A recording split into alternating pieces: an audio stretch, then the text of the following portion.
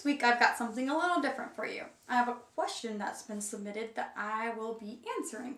Again, if you have any questions that you'd like to submit for me to answer here on the blog, please feel free to submit them at shanna@shannacovey.com. The question reads, Hi Shanna, how does one maintain a spiritual mindset, love, joy, peace, when you know that that day there is a possibility of someone you know who might be angry, argumentative, and negative? Well, first I just want to take it from the assumption that if there's any personal responsibility that needs to be taken for why this other person holds that opinion, that personal responsibility has already been taken, forgiveness has already been asked, apologies have already been made. Now, and I'll also take it from the assumption that maybe it's a scenario where none of that was necessary, but this other person just happens to hold this negative opinion of you. Okay, so let's take a new scenario of how to look at ego. Let's picture a tree, and all the tree branches represent the various forms that ego takes. In this particular scenario, the tree branch, the form that it's taking is being concerned with the opinion that someone has of you and wanting that opinion to be different in order to feel peaceful.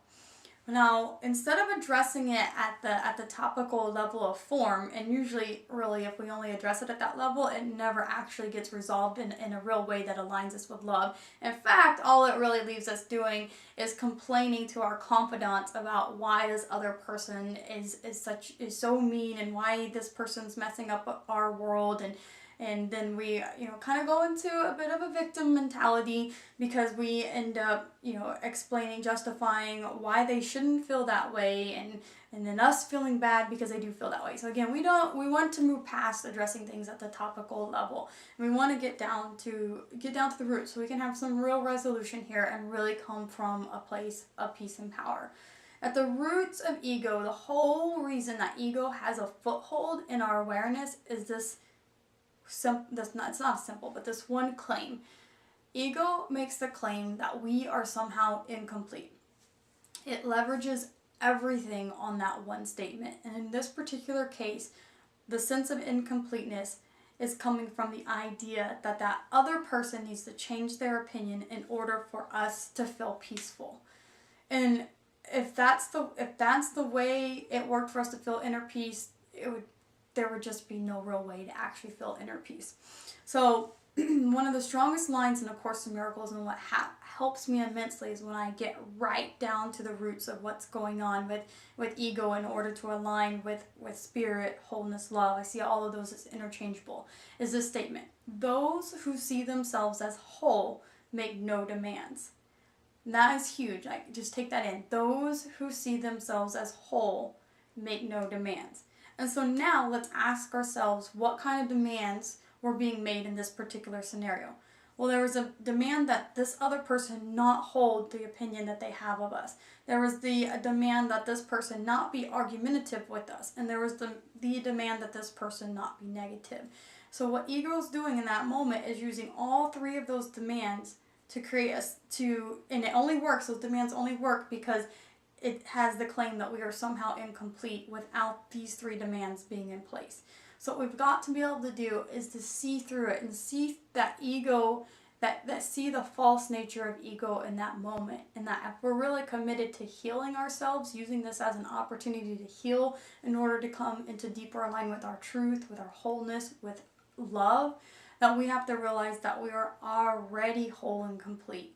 It doesn't matter what that other person's opinion is. It only matters at the level of ego. At the level of spirit, we are actually invulnerable. It sounds counterintuitive because we're so caught into the ego's mindset. But in order to reach a state of wholeness, a state of inner peace, and to come from a place that we can give love in every moment instead of seeking love, because that's another thing that's happening here is placing the demands on others, on situations, on circumstances.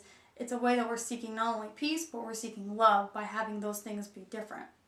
And we want to come from a place of wholeness to where we're extending ourselves out of love in these moments.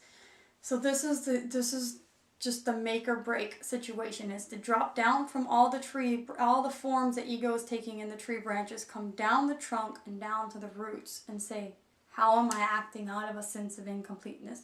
First, recognize that you're acting out of a sense of incompleteness, and then ding, ding, ding, that means that ego has a foothold in your awareness. And then remember that you're committed to being of love. So in that moment, you have to see the opportunity as a moment for healing. And that opportunity is to release to release all three of those demands that you've been placing on that other person, on that other situation, in order to bring about more love in yourself. And actually, that's how you would actually be able to express love towards that person, where the ego says, there's no way I can express love in that moment. So that's what I do, is I try to take it right down to the roots of how ego works and ask myself, am I acting out of a sense of incompleteness? If so, how can I move back into alignment with wholeness? How can I use this situation as a point of healing, that such that I can correct that error in my perception, create that shift from that ego mindset to that mindset based in love, based in spirit, based in wholeness. And this is a perfect opportunity to do it. So I hope that I provided a quick moment of advice, a quick tip to help us all drop down from those tree branches to the roots of ego in order to move back into alignment with love. Again, if you have any other questions you'd like to submit, please shoot them to me at shanna@shannacovey.com. And also, please share this video with others using the social media sharing buttons below. And I will catch you next week.